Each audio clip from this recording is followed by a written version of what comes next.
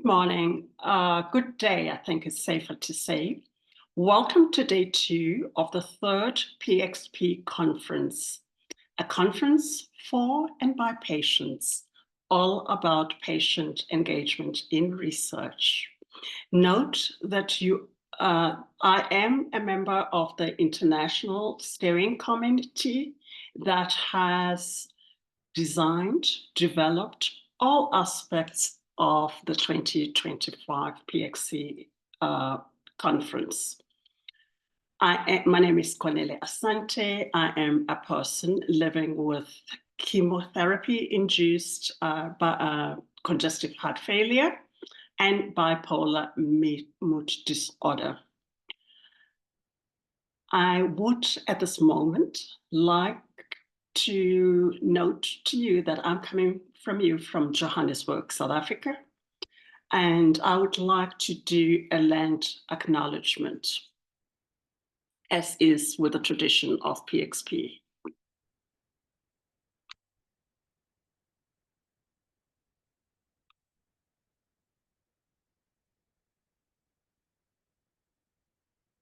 A moment, it is taking longer to load there. I will read it from my device if that is more helpful. Here we go. So, sometimes you experience, but nerves do come. So the nerves are here. So Johannesburg is modern history, began in 1886 with the discovery of gold and quickly leading to the rapid growth of a mining town and a financial hub. The area was initially inhabited by the San peoples, who are South Africa's indigenous people, and later settled by Bantu-speaking migrants, but its colonialization stemmed from the British takeover of the Cape in the early 19th century. So with that, I would like to acknowledge that many of us from around the world might not be familiar with land acknowledgements. And within our PXP context, I would like to acknowledge, bear with me for a moment. I would like to take a moment for the land acknowledgement, which I just did, but in the context of PXP, we acknowledge that we are being joined today by all of you who are people from across the globe on a land that has been stewarded by indigenous people for thousands of years. PXP is an international virtual conference, and some of you may not be familiar with what we just did, which is to acknowledge the people who are indigenous to the lands from which we operate in our modern context. As your host today, I would like to say a word or two about the terms that we are going to be using for all day. We realize that in some places you use different terms for what we are doing, which is patient engagement. Some of the words that are used are patient or patient partner, patient research partner, people with lived experience, consumer, patient and public member, patient engagement for the activity that we are involved in, or consumer involvement, or patient and public involvement. It doesn't really matter what terms we use. We want to acknowledge that we are all here from across the world today to talk about how people with different types of lived experience and living experience are working with researchers as partners in research. As you joined this session, you were asked to accept some community guidelines for PXP, and we ask that you all helped create an inclusive space for all of us today. For example, We have people who are newer to presenting and hosting and facilitating. And we saw that somebody who is very experienced in this still had nerves. So we ask you to be patient and to help these people carry out their important tasks today. So if you want to ask questions, please feel free to do so if you're comfortable to do that. And we are also welcome to share resources and learnings. We ask you that you please respect and be gentle on each other as we learn new skills and knowledge together. New to PXP this year are some booths in the expo space of the platform. They include a booth with resources about patient engagement in research, booths for each of the 3 regional meetings PXP hosted this summer in America, i.e. PXP Africa, PXP Australia, and PXP India. And we also, very importantly, have a quiet room where you can go if you need a break at any time, which also includes mental health resources if you need them, especially mindful that today is World Suicide Awareness Day. And I want, as your host, to give gentle holding to those who might be dealing with the loss of a loved one. There will also be rewatch parties each day that were hosted yesterday for day 1, which will be opportunities for you all people to get together to watch a session that happened earlier in the day. Rewatch parties will allow you to share thoughts in the chat together while watching this recorded session. Important housekeeping notes.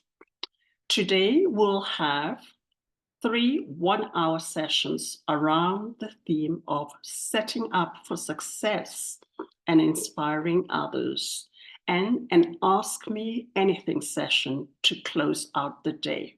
There will be 15-minute breaks between the first 3 sessions. The first session, which is entitled Laying the Groundwork, Setting Up for Success in Patient Partnership. And the second session will be the Owning Your Identity, Defining Yourself as a Patient Partner. And the third session will be Stronger Together, Building Capacity on Research Teams.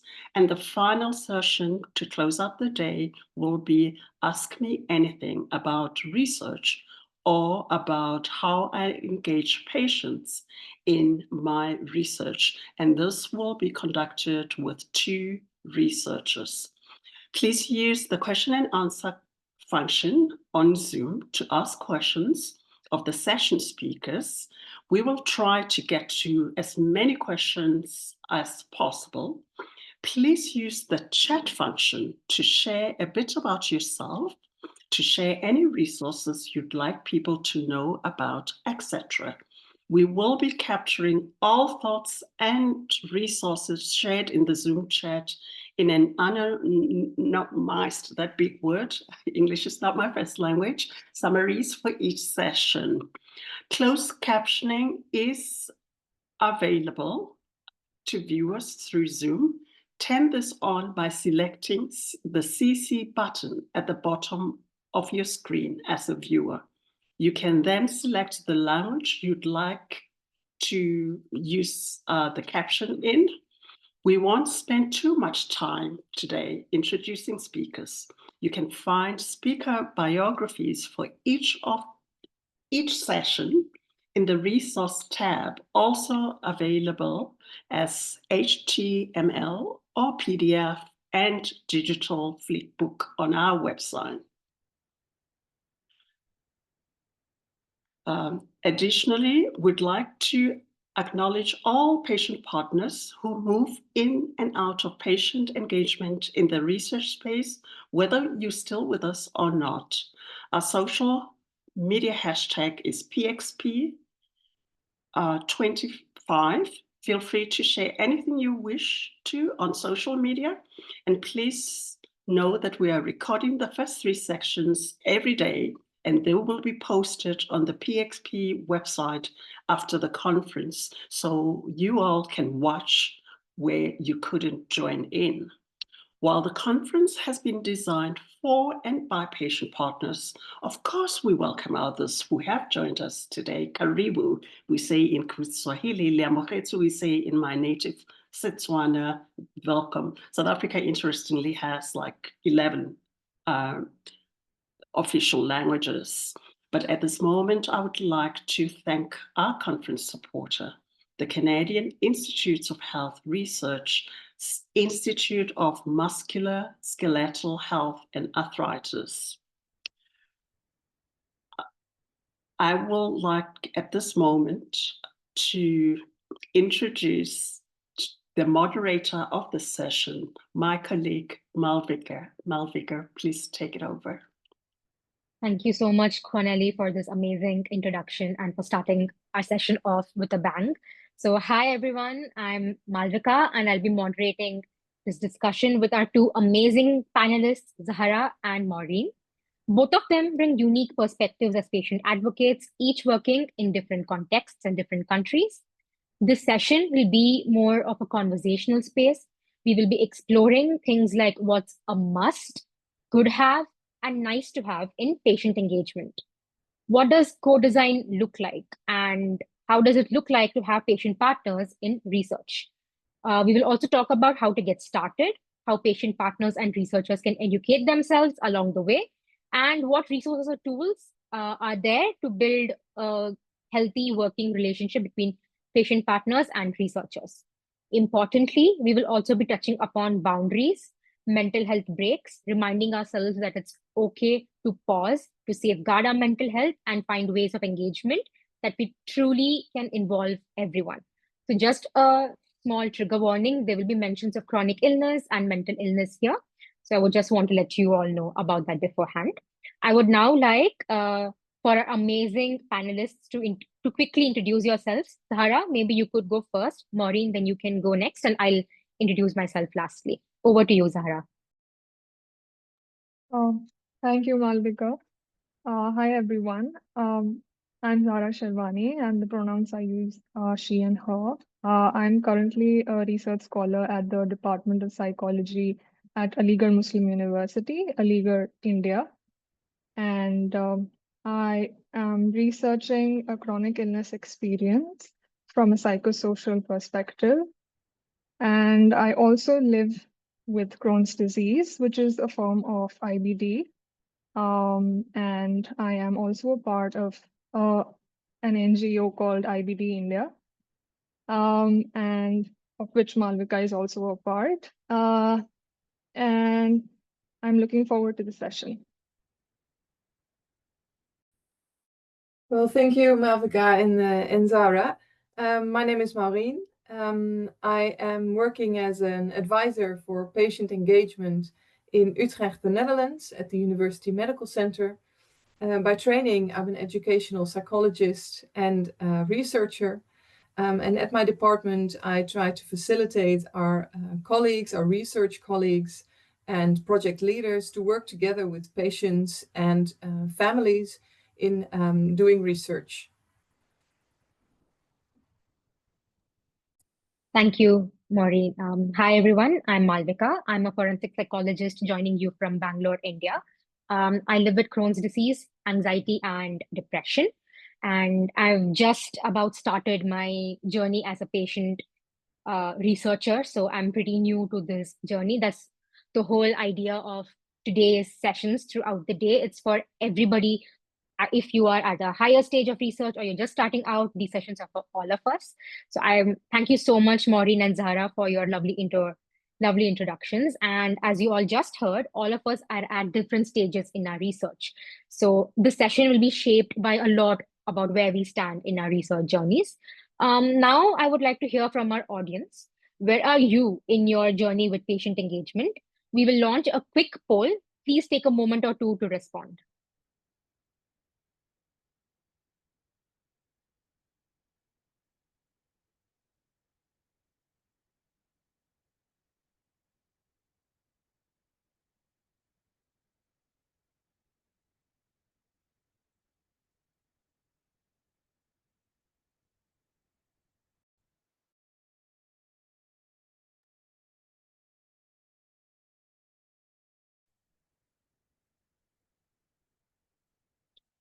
while you guys are answering the poll questions, we'll get started with our session for today. Oh, looks like a lot of responses have already come in, and there's varied experience across. So that's great to see that we have people representing different contexts of patient engagement and research. Thank you so much for answering that.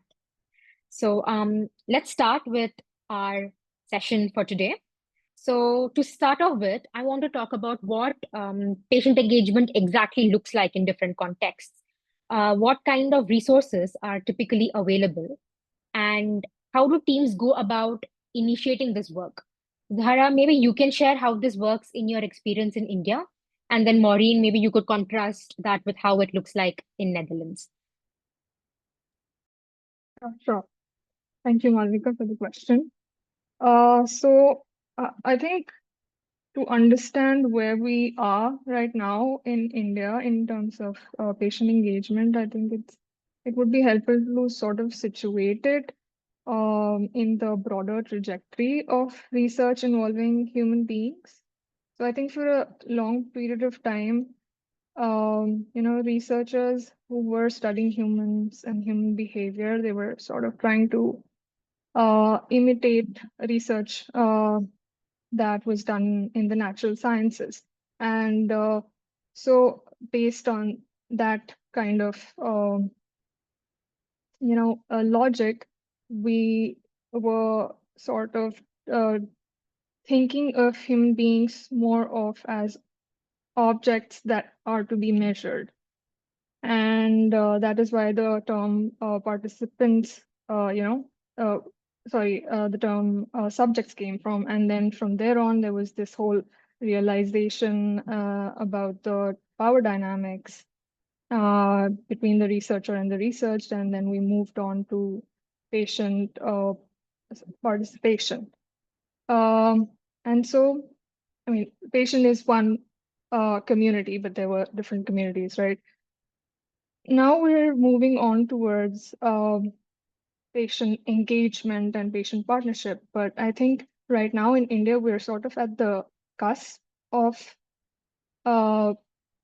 participation and partnership, or rather, I would say we're sort of knocking the doors of engagement still. There's still a lot to be learned, and things are not as systematic as they might be in other countries, but there are definitely a lot of initiatives that are happening. And one such initiative, has been done in clinical research through PACER. So there is definitely an effort here, but no standard frameworks or guidelines currently exist. And we tend to rely on global and international modules that are available to sort of, engage. And so there's a lot to learn and there's a lot to do in this space, but patients themselves, they are driving this process. And I'm very grateful to PXP and organizations like IBD India, which are making this possible and creating that space.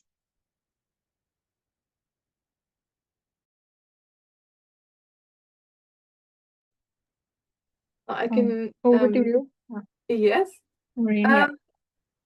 I think it's so nice to hear from you that the patients themselves are getting more and more visible in research and getting connected to researchers, because I think in the Netherlands we have had a tradition in the past few years of engaging patients and families into research.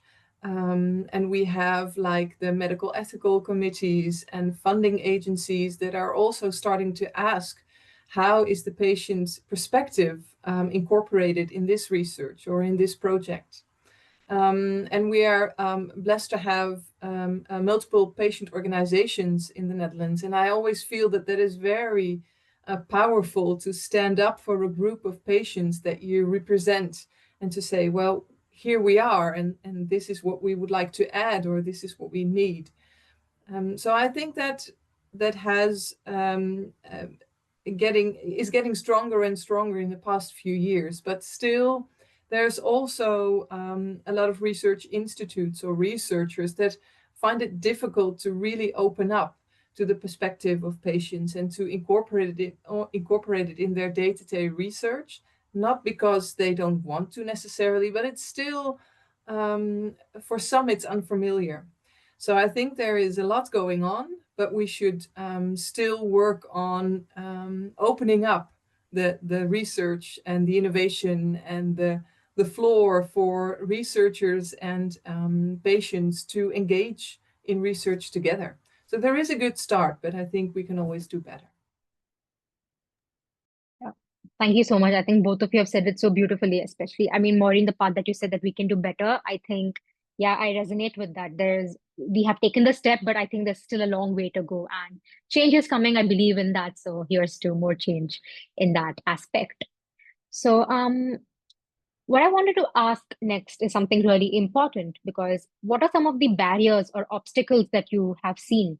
And I'd love to hear your practical advice about working around these challenges. Maybe Maureen, you would like to take this first, and then Zahra can go next. Well, I think if you look in literature, there's some barriers identified, and they are sometimes talking about, I think, the knowledge and skills for both researchers and patient partners to engage together in research. So I think knowledge is a really important one, to equip people with the right skills to do it in the right way. But I also think that it is really helpful for organizations, for hospitals or research institutes to speak up and say, we would like to engage with the people that we are doing research for to make their day-to-day life better. And not saying that they are doing it a full 100% or they know everything, but just to open up and to show that they are willing to work together. I think that is really important to start with.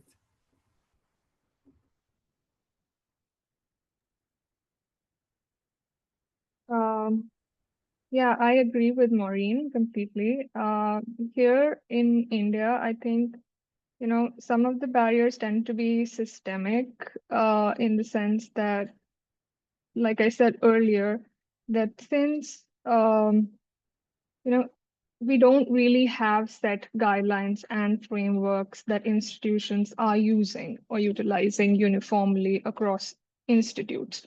So, it then falls upon the personal initiative of the researcher to take it upon themselves to kind of figure out how to go about engaging patients if they're conducting a research on patients. And though it does leave some room for creativity, but it also, you're kind of figuring it out as you go. And sometimes by the time you figure out what you were supposed to do, you've already lost a lot of significant time that could have gone in strengthening your research or improving your engagement initiative or program. Also, ethical committees exist. In some institutes they don't, but largely they do exist. But they tend to kind of prioritize or focus more on minimizing harm and ensuring that consent is taken rather than prioritizing engagement. And so what happens sometimes is that engagement begins a bit too late. So the researcher is kind of has prepared all their objectives and decided what to do, and then they go in the field and then the engagement process begins. Whereas I think ideally how it should be is that patients should be engaged from the very beginning, from the preparatory phase.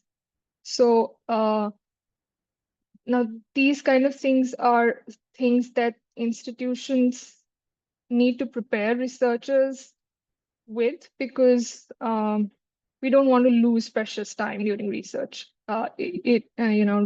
It's resources are always running out and time is always running out. So that definitely is an obstacle, I think, that we need to navigate. And finally, I think, there is a hesitation that is palpable within patients in joining as partners. And that could be for various reasons. Sometimes they don't want to engage because, they don't want to assume a partner role because they don't know that much about research. And we have to admit and we have to kind of acknowledge that research has also had its dark moments. So acknowledging their hesitations, I think, will also enable us to have them on board in the capacity that they feel comfortable coming on board as. So yeah, that is something that I think that I am navigating. Yeah. Thank you, Zahra and Maureen. I think that was very important for us to have discussed here. And research is such an extensive process. And as patient partners, it can be so much more harrowing because there's so much more also going on in your life. So thank you so much for shedding light on something so important here. Um, Another important piece is how we prepare research teams for this kind of work. Have you ever come across any training programs, workshops, or any resources on patient engagement that you have found helpful for research teams that have just started out? Zahra, you could go first, or Maureen, yeah. I'm sorry. Thank you, Maalvika. I think to get research teams started, I think some tools I find very useful. Or was the first question really about training or tools as well? Tools as well. Okay. Yeah. So what we have developed, and maybe it's familiar to some of you, is the involvement matrix. It's a way of for researchers to start the conversation with patient partners, to introduce their research project, and to point out that there are several ways in which you can be working together. From just being a listener by maybe getting a newsletter and getting updates about the project, to the advisory role or the partner role or the director role. So it's in a few steps. It points out the ways you can be working together in the different phases of research. Because maybe as a patient partner, you're really into thinking about the planning of the research, or the research questions that will be answered in the project. For other people, it can be, well, I like to think about the dissemination or the implementation or getting the information out there for as many patients as possible. So it's really important to talk to each other about that. And my experience is that researchers find it sometimes difficult, but the involvement matrix can help them to think about or discuss in their research team, what role do we have for patients, or what would a partner role look like? What activities will we be doing together? And it also makes sure that if you discuss it with the patient or the family member that you want to engage, that they can also say, well, in the second phase, in maybe 6 months, there will be probably be so much going on with my mental or my physical health. I want to take a step back, but after that, I would like to join in again. So you can also discuss what kind of role would you like to have during the project, because it's not always clear or simple to say, well, yes, it's a great research project, and in the next 2 years, I'll be your patient partner. Life is unpredictable, and we should always talk to each other and make good agreements about how you want to work together. So I think that is really important tool for me, at least, to have. And the training that we also translated from English into the Netherlands is the Family Engagement in Research training. It's more aimed, or it was originally aimed at parents or parents of children with physical disabilities. But it can also be used in a broader sense that really is a training, a 10-week training in which researchers and patient partners work together and discover what does it mean to work together. So they learn more about both their perspectives. So the research perspective, how do researchers or project leaders look at research, and how do patient partners look at that, just to learn and to engage in a project together. So I think that's, for me, I think the most important. I think that was amazing. And I think the resources that you've spoken about are amazing resources. And I'm sure it's going to help any patient partner who's thinking about getting into research. Before we move to Zahra, so Tom, you had a question saying, could we have the information to access these resources? So Dawn has kindly put the resources in the chat function. So you could just go through that and you'll find the link to these resources. Yeah, over to you, Zahra. Thank you for sharing, Maureen. I think those would be beneficial for me as well. So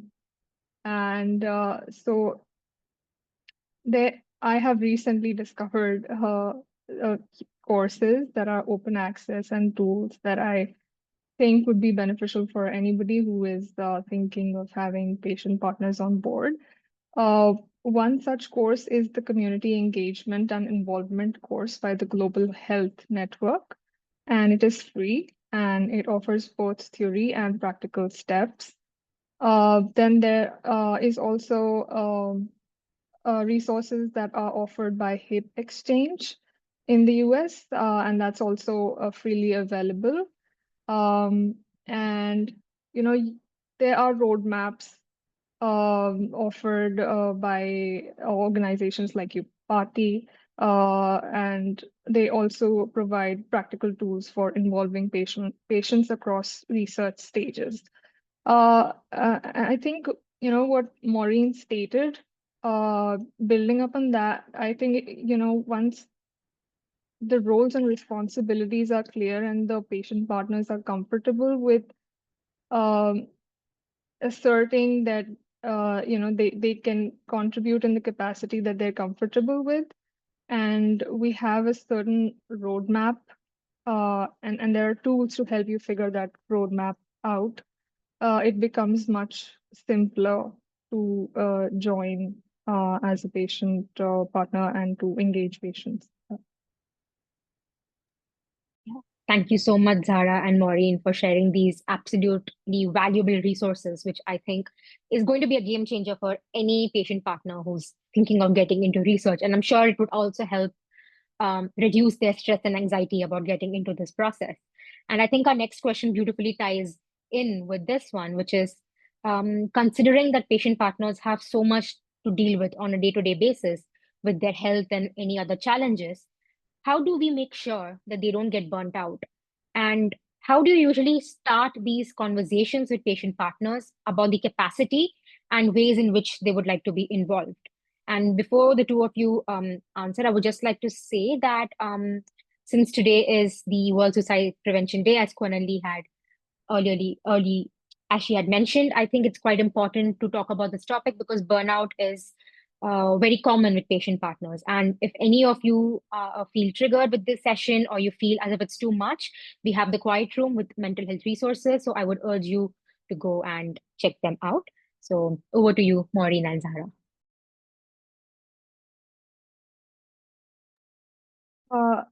I'll go first here. I think Maureen already talked about this, that some of the anxiety is dissipated when the roles are clear and when the patients they know and they're comfortable with the fact that they don't necessarily have to perform a certain task because they have signed up as a patient partner, and to make it as flexible for them as is possible. I personally, I think, would begin by asking the patient partner what they're comfortable with in terms of contributing. And sometimes it's a bit more complicated than it seems, because if you're having a patient partner as, they're going to give you an interview, for example, and interviews can be draining in and of themselves. So giving them that option that, we can have multiple interviews instead of a single interview, or that they can, take breaks whenever they want to. And just having that relationship of trust, sort of addressing that power dynamic, I think is important, because that always exists. And especially in India, where the concept of patient partnership is not as common as it may be in other countries, the researcher assumes a certain responsibility, and other people, or the researched, or the patients involved, may not know that they can have boundaries and they can assert boundaries. So you have to reassure them from the very beginning that they have that, and form that relationship where they understand that that is just not something on paper, or that's something that's said, but that it will be practiced as well. Yeah, that should help. Well, thank you for sharing that, Zahra. I think my answer would be in the same sense, actually. What I always ask researchers to do if they want to work together is to just realize that you're a researcher from a certain institute. If you send an email, it's usually with the institution's email address or signature around it, and it builds up this imbalance, this power imbalance between people, without you as a researcher really wanting to do that or meaning to do that. So I always ask them to realize that you're the person from the institution, and to try to just connect to patient partners. If they send you an email because they want to be involved, call them and just have a conversation from person to person. Try to open up and not directly be the researcher, but just be happy to meet the other person and to see that you're both people that are trying to get a step further in knowledge or the innovation that you're working on. So that person-to-person contact is really important, I think. And the next thing would be to share your goal as a researcher or project leader. This is what I'm working towards. This is where my passion is, or this is what I need to do. This is what we need to do in the coming years, maybe. And I'd like you to take along and look together on how we are getting there. So if there's something that feels uncomfortable, or the patient is feeling anxious to do so, or it is too much sometimes that what you're asking, always share that we want to go to that goal together, but we both decide how we get there. And maybe sometimes it's faster and sometimes it's a little bit slower. We want to do it together. So please let me know if there's something that I didn't see or didn't catch up on. I'm also here to hear what you have to say. I think that's so important in any partnership that starts, apart from everything that we could have in our organizations or reimbursements, or that is, I think, the center of what we're doing here. Thank you so much for that perspective, Zahra and Maureen. And if I may just add to that, especially as young patient partners, I think we always have this sort of zeal that we want to bring that change, and we want to be involved in any research or advocacy where we can bring a change for our community. But I would also like to say that it's sometimes okay to pause, reflect, and say no if it is something that is beyond our capacity. If not us, there will always be somebody else who steps into that role. So it's not like it's not going to happen. And it's not like us saying no is going to mean the end of that research. But sometimes we also have to put ourselves first and see if we do have the capacity, and then move ahead with that. But I would always urge everyone to take care of themselves and know when to say no without any guilt there. And just to like follow up on that, Zahra, you come with a very unique and different perspective, being a patient as well as a researcher. So, what unique challenges do patients face when they are actively trying to get into the patient engagement area, and what advice would you give to them? Thank you so much for that question, Maalvika. I'm always eager for someone to ask me that question.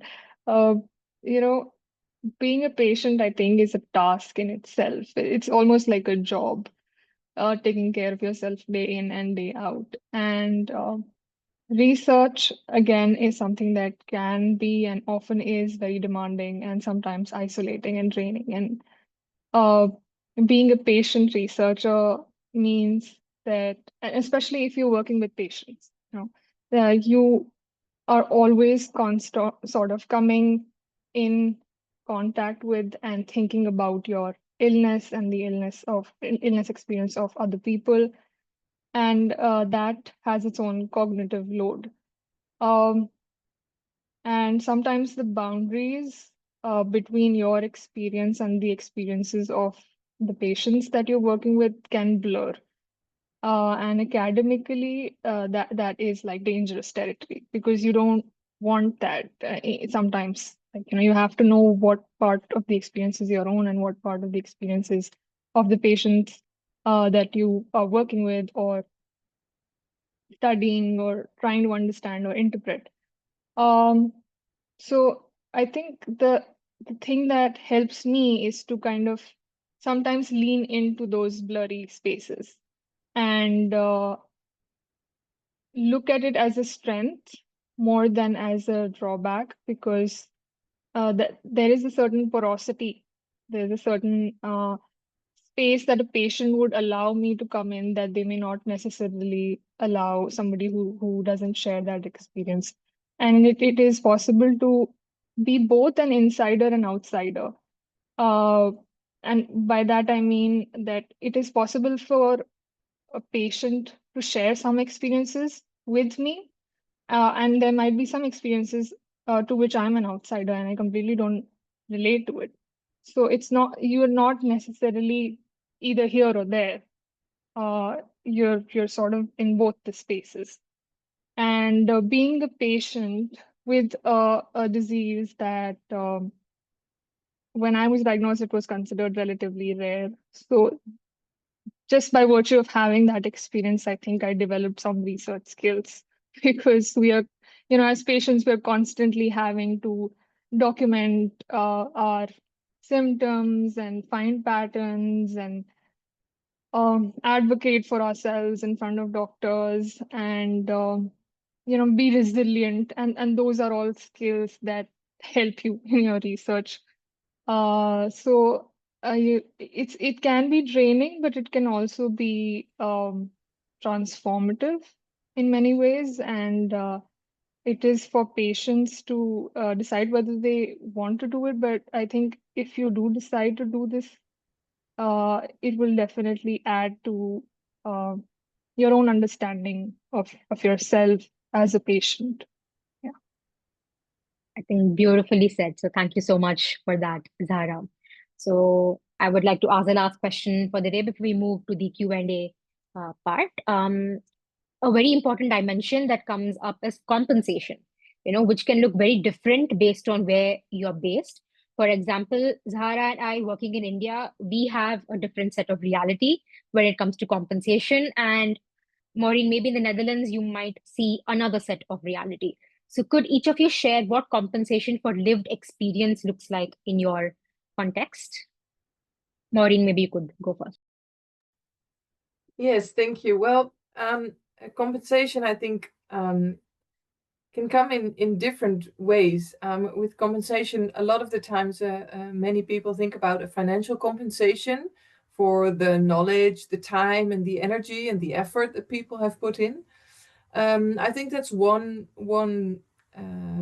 way of compensation, but it's not always a preferred way of compensation. I think you should always discuss the different ways, because maybe what happens when I work together with maybe a group of parents, a group of young people, sometimes a financial compensation is not what they're looking for, but they really would like to connect with each other and maybe have during the project several moments that they can spend together and join and do an activity, and ask me to organize the activity as a form of compensation as well. It can be aside from financial compensation, but to get to know each other and to learn more about each other's experience. That can be a compensation as well. On the other hand, sometimes offering training or new knowledge, or being able to go to a course or to read some books, it can be a compensation as well. So I think it's always good to know what motivates people and what would compensate them. Is that knowledge? Is that maybe a financial compensation because for the time that they spend with you working on research, they need maybe someone to care for their child, and that costs money as well. So I think there are different ways of compensation, and they all should be considered, because one is not necessarily better than the other.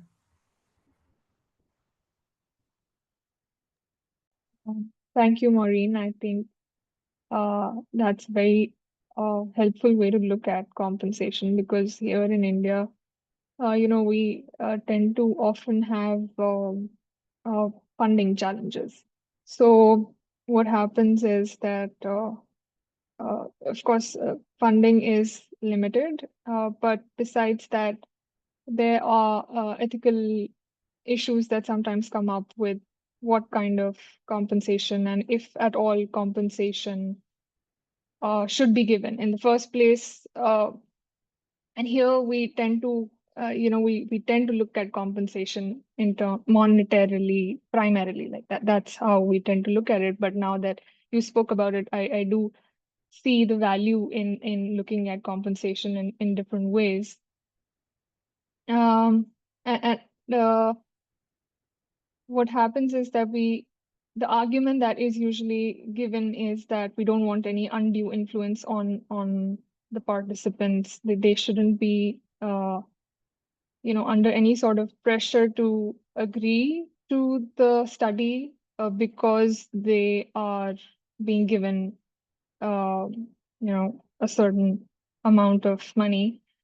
We don't want to give them anything that's too small, because that would be disrespectful to their contribution. And also, sometimes studies are like, they tend to last for quite a bit, and research institutes don't want to set a precedent that they will not be able to maintain. So that is a challenge. And so what happens is that research studies tend to rely on the goodwill of the participants or the patient partners. And sometimes patient partners see the value of the work and they want to participate. And sometimes it can be cathartic for them to participate in the research. And that I know people who will refuse compensation because they say that, we actually want to be involved for the sake of being involved.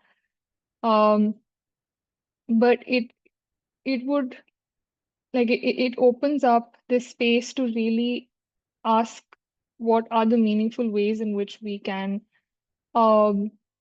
give back, or to come up with different ways in which we can compensate.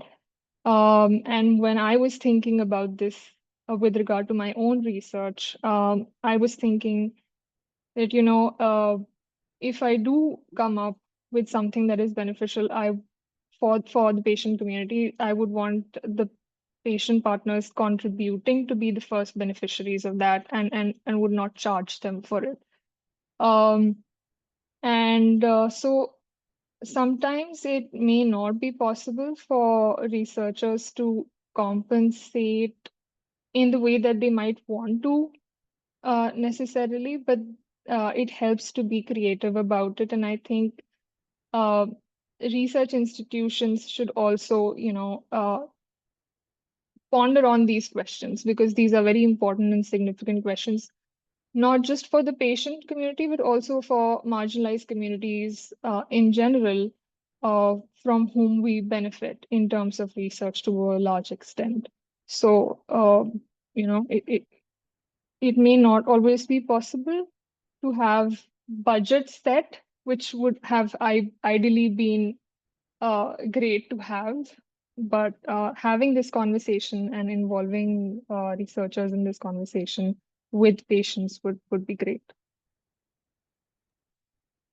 Thank you so much, Zahra and Maureen. And I agree, it's not always monetary compensation. There, you can be creative about it, but it's up to the research institutes to think of how to do that. But yeah, thank you so much for shedding light on something so important. So we answered a couple of audience questions. So here's one by Karen. Sustainability through the research process.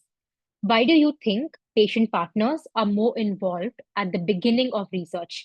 For example, at priority setting, study design, serving on trials, steering communities, than they are towards the end, authoring peer-reviewed publications in medical journals that affect patient care regularly and reimbursement decisions, for example. What can be done to stop the drop-off? So why are patient partners more involved at the beginning stage of research, and why do we see this drop-off, and how to avoid that? Uh, should I answer? Maalvika, is that okay? Yeah. I think that's a great question. And I think again, it's an important question.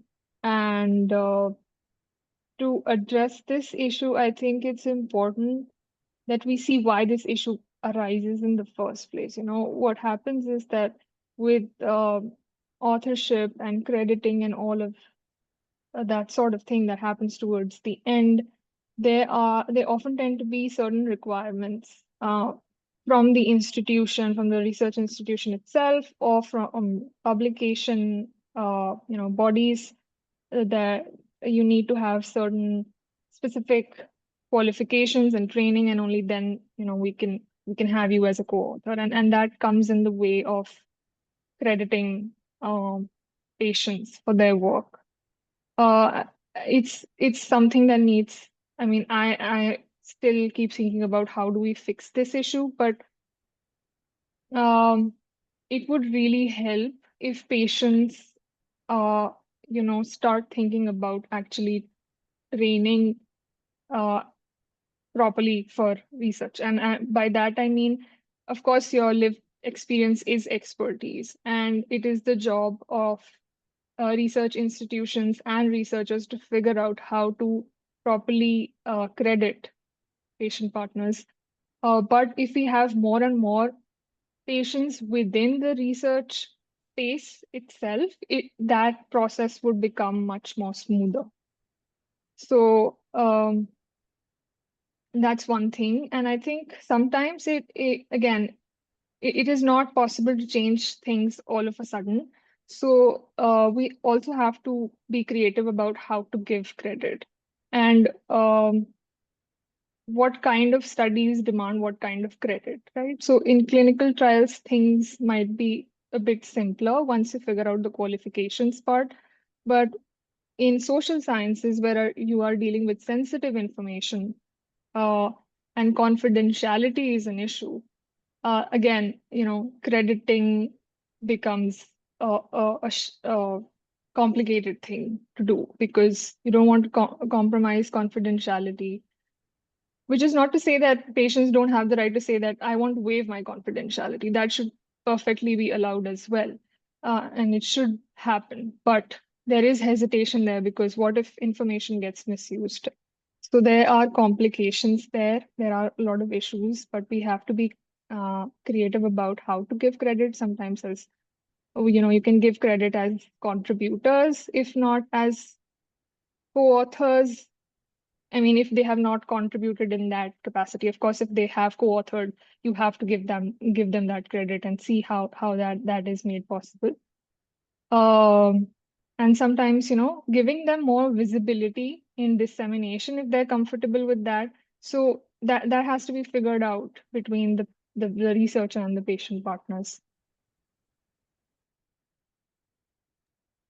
Yeah, I agree. I think it's really depending on the what the patient partner would want, and the visibility that they would want.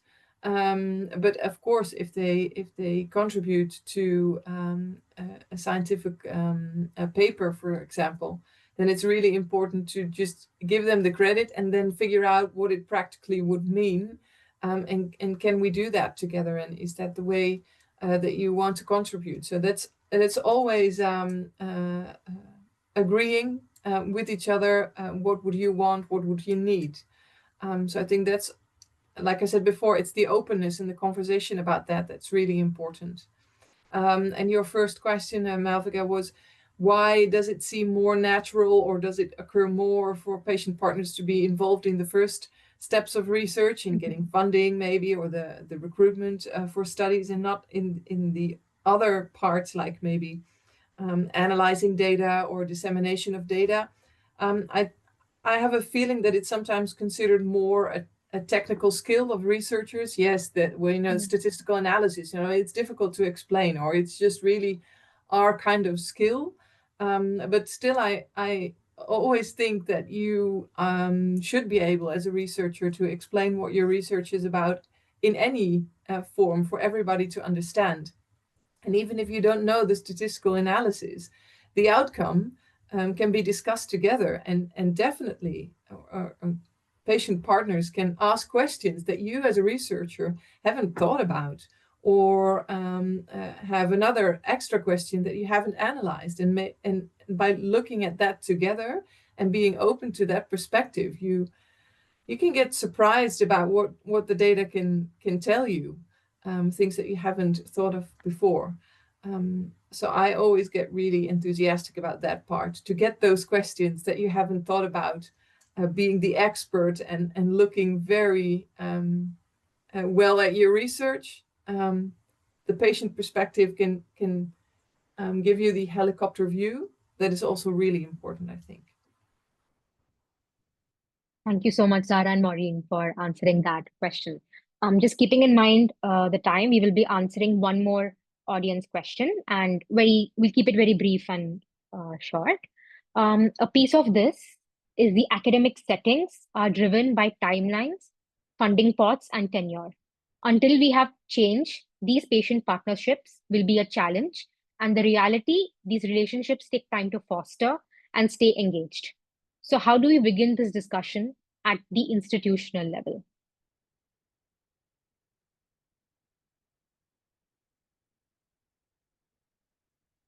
It's a tricky one, yeah. It is. You mean, so how do we start the discussion about the tight timelines that we have, and engaging people? Is that the question?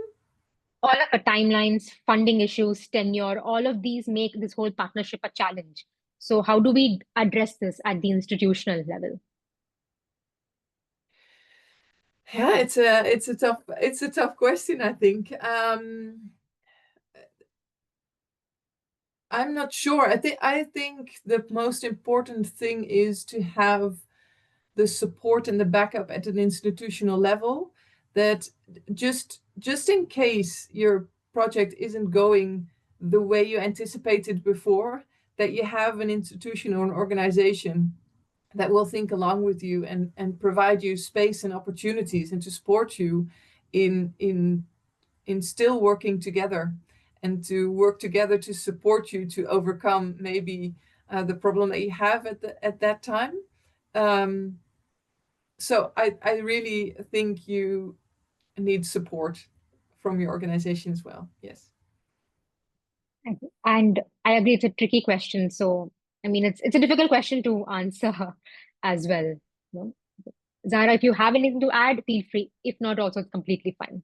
So, Yeah, I think again, it is a tricky question, but I think if we have more patience, in the research space, like I said earlier, raising these questions with ethical committees, with the administration about, that the fact that these challenges do arise, it opens up conversation, and sometimes it is surprising that there are ways to go around it if the questions and demands are made in the first place. And the solutions are often messy, so it is again for us to figure out how to execute that. But having the conversations, I think, will open doors to solutions. I think especially the whole idea of change the narrative begins when you start having conversations. So I think having more conversations will definitely change things around. So thank you so much, Zahra and Maureen, for sharing your experiences, and to all of you for being an engaged audience. We hope this session leaves you all with some practical tools and inspiration for patient engagement in research. I'll now hand over this to my lovely host, Kwanele, and enjoy the rest of the conference, guys. Thank you so much. Wow, I don't even know where to begin. What a thought-provoking, intellectually stimulating first panel. Thank you, Maalvika, Zahra, and Maureen. So much food for thought, but for me, the lessons, and I liked how Zahra closed us off with this whole thing is messy. And I'm glad that we are here to unpack. We talk often in this space very different language to describe the same things. So for me, I think the notion of patient engagement, lived experience engagement, suffers from clear definitions. Because it's patient engagement, it's meaningful engagement, but most importantly, I liked what we said in the session, that it is about skills transfer. But I want to propose that we need a paradigm shift. Our current conversations perpetually say patients have to learn how to engage the knowledge research production system. I propose that both sides have to learn. We assume that researchers know how to do patient engagement or 21st century biomedical research. And I don't think they do. Because as we started with our proceedings today, we started with a land acknowledgement, which is us acknowledging, which Zahra spoke to, the history of colonialism in medicine. And unfortunately, the history of medicine is very Western-centric. And doctors are, for most part, operating from a medical paternalism framework. So we are going to have to meet each other to craft a new way of thinking. And because I'm mindful of time and I don't want to eat into your break, I want to touch on another issue that I think is very important that Zahra and Maureen and Maalvika spoke to, the issue of compensation. Zahra showed the conflicts that I'm talking about because she was using patient partners and then research participation in terms of the ethics around compensation and undue influence. As a bioethicist, I want us to help us draw a clear distinction. We are talking not about patients participating in research at PXP. We are talking about patients helping with the knowledge production system. And I'm very proud to say at PXP, patients are paid and are offered different forms of compensation to meet whatever needs they want. So we cannot continuously say we can't pay patient partners, especially from an African developing world context, where many need to be involved in health decisions that affect them, but they also need to eat, to pay for medical expenses. So the notion, I think I can say it very clearly, of us as patient partners doing things for free, I think the timeline is over. If we're talking about global health equity, global health justice, redefining 21st century healthcare. With that, I want to invite all of you to please go on a 15-minute break, and I look forward to learning with you more. At PXP, we are here to disrupt, and we are so happy that you all are here. Please come back. Let's keep dealing with the messy stuff and start finding solutions. Until then, goodbye.